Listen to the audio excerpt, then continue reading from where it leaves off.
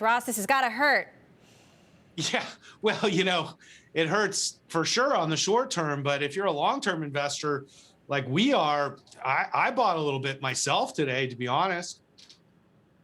Why? Why do you think Well, the sell-off is overdone? Why still, do you see potential? well, it's what's changed is really, in my mind, two things. Number one, I don't really see the competition as really being the biggest issue from other streamers. The competition is with real life, and real life is back, and people are going out, and people are going to Vegas, and people are going to Disneyland. And the problem is they're just watching less Netflix. And when you look at how many people are getting Netflix for free and what that addressable market is, which is actually a third of their total subscribers, Netflix still has a lot of room they can grow. I think another thing a lot of people aren't talking about is this could be a byproduct of the work from home culture. Netflix has really struggled with the work from home culture because making movies and content is a collaborative process, and it's been very difficult. And Netflix has called all their employees back into the office. That's starting, I think, this month. And I think Reed Hastings and the team there are the smartest people in Hollywood, and they're going to figure out new ways to monetize their brand. And I think we just have to change the metrics that we're valuing Netflix with towards earnings growth and away from subscriber growth. And when you look at that, Netflix is a very cheap stock. So let's talk about the ways that they could unlock new growth. One, cracking down on password sharing. How much growth is that really going to unlock? Then, of course, there's the idea of an ad-supported model, a tiered model, gaming, or maybe it's just making better content, which of all of those options seems to be the hardest. Well, better content is sort of a nonsensical thing. Right now, they have the most watched shows on television currently. I think it's Inventing Anna, which my wife is watching like nonstop. They have the best producers in Hollywood, and they have every great project in Hollywood. So the content isn't the issue. The issue is monetizing the content in ways that they haven't in the past. And I'm a big believer that Netflix needs to reinvent the theater experience around their shows and movies. And there's many ways they can monetize between merchandise, events, and communities they could build around their content, which they currently are not.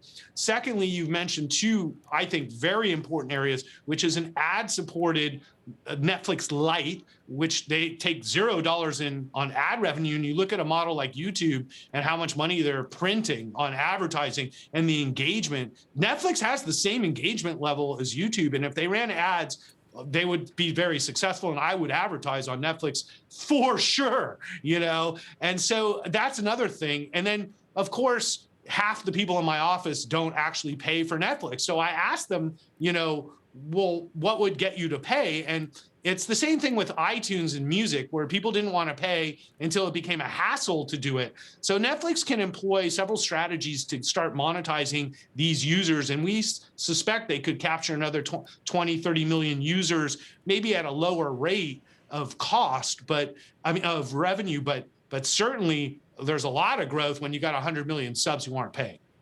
All right, Ross, you are also a Tesla shareholder, and the Tesla earnings call has begun. We've been listening to the CFO deliver some prepared remarks, and Elon Musk is speaking now. We're going to bring you headlines as those roll in, but curious what your thoughts are on the results. Look, Tesla's had a better report than certainly Netflix yesterday, but a lot going on in the world of Elon Musk. Does it bother you as an investor that there are all of these many distractions? Well, clearly they're not affecting Tesla's focus.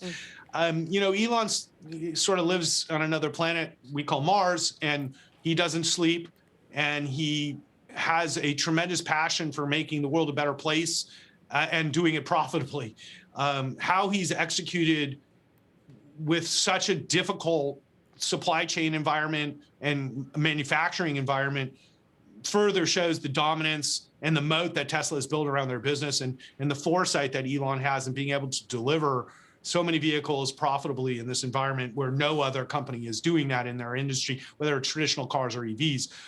So where I think the lack of focus at Netflix has caused them to drift a little bit, and now creating an opportunity for long-term investors. Tesla obviously is a fully valued company that's executing really, really well, and I think will continue to for a long time. So this is really a special time for Tesla, because next year looks even better than this year, and they're executing beautifully.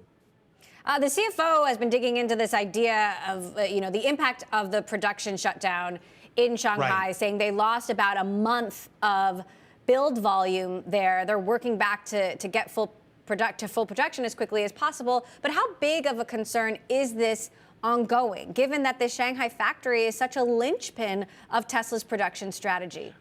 Yeah, and I don't want to minimize the concern because I think this is the biggest risk to many companies, not just Tesla right now, which is China's failed COVID policies are creating huge problems, not just at Tesla, but also at companies like Apple and others in the hardware business in technology. So we're seeing, and other industries as well. So we're seeing continued disruption, even worse than we saw earlier, which sucks. So, I don't have a spin on that.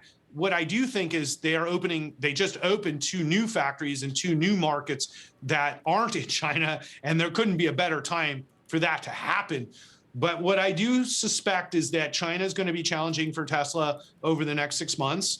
I think it's a short-term issue, and I think it will hurt production on the short term, but I think they're going to make it up in the other factories because I think what we're going to see is tremendous productivity and growth in Berlin and Austin. And so I think within 60 days, they'll have figured out how to make up all the production that might be lost. But I think for sure we're going to see that in the quarter, and I don't think there's any spin on it. Elon Musk just gave a shout out to the Tesla China team and the Shanghai factory, talked about how it's been a record quarter on many levels. But the latest headline saying Tesla, Ross, is working on a dedicated robo-taxi with no steering wheel or pedals. Of course, Elon Musk has, talked quite boldly about things that will come in Tesla's future. And many things have taken a while to come to fruition. Some haven't quite yet. But do you like the sound of that? Yeah, I do. And I think this is really more a byproduct of the convergence of the full self-driving technology, which is making a lot of progress currently, along with the idea of having a cheaper vehicle that would cost less money, like let's say $25,000 to $30,000 price point instead of $50,000 to $60,000 price point. But instead of selling that cheaper vehicle, we've seen tremendous demand from the rental car companies for low-end Teslas, whether it be Hertz or others. And so I think Tesla's like, well, why should we make rental cars, or robo-taxis for everybody else? We should make them for ourselves, and especially this new vehicle, which is using the new battery cell technology. So what I suspect is that Tesla feels they can build low-cost vehicles using all their technology in battery technology as well as full self-driving to create this sort of master yellow cab without a human in it. And I think that that's a reality. It's just how long it'll take. And I think that's really been the challenge with Tesla. It isn't the vision, it's how long it takes to achieve those visions. So I don't know how long that's going to take, but I wouldn't be betting against Elon. That's for sure. I'm betting with him, and I'm betting more with him.